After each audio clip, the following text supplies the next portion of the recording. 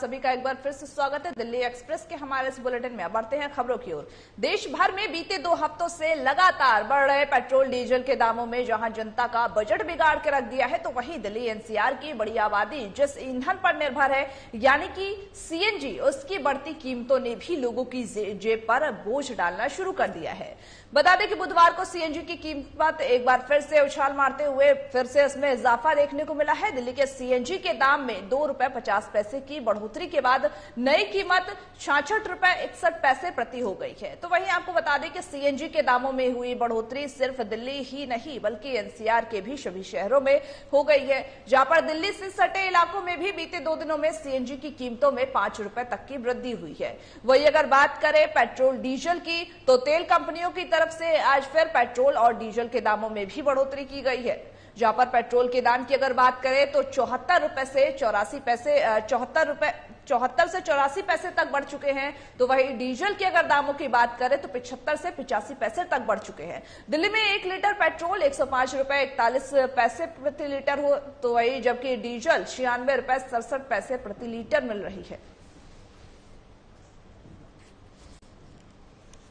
जहां पर देश भर में महंगाई का जो असर है वो बढ़ता जा रहा है, महंगाई बढ़ती जा रही है, जिससे कहीं ना कहीं जो आम जनता है वो परेशान है। महंगाई ने पूरी तरह से आम जनता की कमर तोड़ कर रख दी है। अगर बात करें पेट्रोल डीजल की, तो उसके भी दामों में लगातार हर दिन, हर दूसरे दिन या हर दिन बढ़ोतरी देखने को मिल रही है। तो वहीं दूसरी तरफ सीएनजी के दामों में भी बढ़ोतरी देखने को मिल रही है। हर एक चीज के दामों में इस तरह की बढ़ोतरी देखने को मिली, जहां पर आय तो कम है लेकिन अगर खर्चे की बात करें तो वो बढ़ती जा रही है, जिससे कि लोगों का जो बजट है वो बिगड़ चुका है। कहीं ना कहीं जो लोग हैं वो हताश हो चुके हैं, वो आगे की सोच सोचकर परेशान हैं।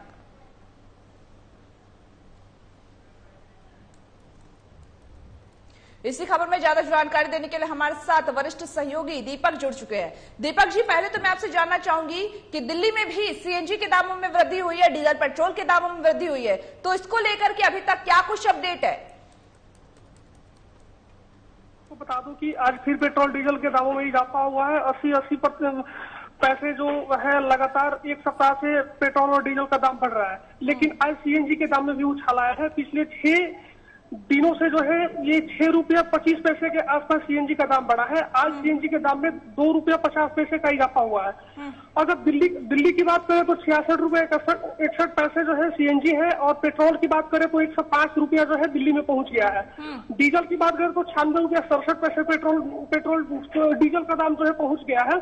अगर इसके लिए बात करें तो सबसे बड़ी बात यह है कि अगर प्राइवेट कंपनियों को माने, जो भी पेट्रोलियम कंपनी है जैसे नायरा और जियो बीपीसीएल को सबसे ज्यादा ये प्राथमिकता दी गई थी। सबसे ज्यादा नुकसान नायरा कंपनी जियो सेल सर्विस डिस्ट्रीब्यूटर्स को हुआ, जो 2008 में जो पीएसयू रिटेलर्स के लिए जो दर और पेट्रोल की सीमा जो आवंटन की गई थी बेचने के लिए, उस सब्सिडी से जो है प्राइवेट डीलरों को इस योजना से बाहर रखा गया था, जिसके लिए पीएसयू रिटेलर को इन्वेस्ट करने के बकायदा इन्होंने क्या किया कि प्राइवेट कंपनियों से जो है पेट्रोल खरीद करके और अपने मनमानी रकम में क्या किया कि बेचना स्टार्ट किया, जिसकी वजह से कहीं ना कहीं पेट्रोलियम कंपनियों को घाटा हुआ।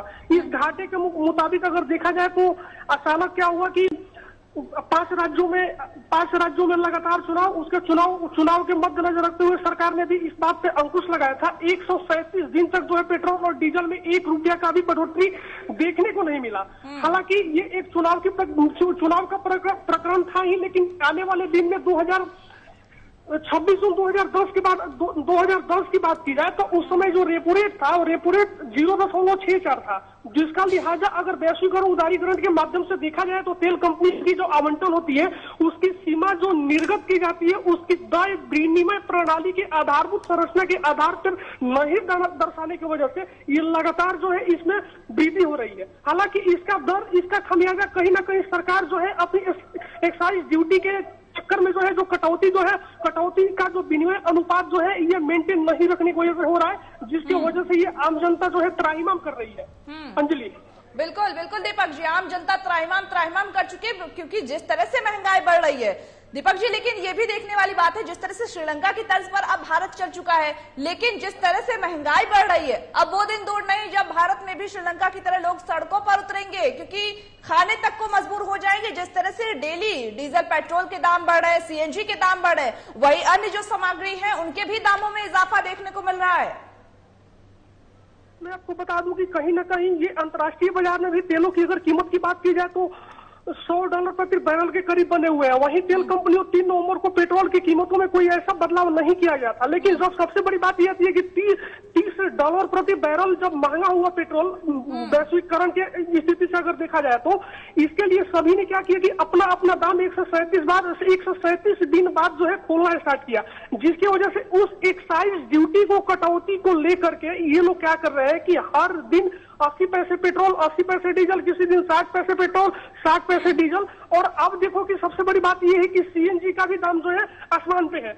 इसके बाद एक चीज और मैं इसमें बता देना चाहता हूं कि हाल में ही ये 2022 से 2023 में राजस्थान, मध्य प्रदेश सहित कई राज्यों में विधानसभा चुनाव होने को है। सरकार महंगाई के मोर्चे पर खुद को नकाम को बचाने के लिए पेट्रोल डीजल की कीमतों में बढ़ोतरी नहीं होने दे रही है। लेकिन सबसे बड़ी बात यह है कि इससे तेल कंपनियों का नुकसान तो हो रहा है, लेकिन एक्साइज ड्यूटी के लिए सरकार अभी कटौती करने पर तैयार नहीं है। एक्साइज ड्यूटी का मानना है कि महंगाई को काबू करने के लिए सरकार पेट्रोल डीजल पर लगने वाले टैक्स एक्साइज ड्यूटी को कटौती कर सकती है, तो शायद कहीं ना कहीं ये तेल में पेट्रोल डीजल तथा सीएनजी की दाम जो है ये मेंटेन रहेगा। लेकिन कोरोना की जो पहली लहर में 2 बार पेट्रोल डीजल लगने वाले जी दीपक, बिल्कुल कोरोना के बाद अब जब जो अर्थव्यवस्था है वो पटरी पर आ रही थी, लेकिन इसके बावजूद अब जिस तरह से दाम बढ़ रहे हैं उस तरह से लोगों की कमर तोड़कर रख दी। बहुत बहुत शुक्रिया हमारे साथ जुड़ने के लिए। दिल्ली एक्सप्रेस के हमारे इस बुलेटिन में बस इतना ही। मुझे दीजिए इजाजत। तमाम बाकी खबरों के अपडेट्स के लिए देखते रहिए साधना प्लस न्यूज।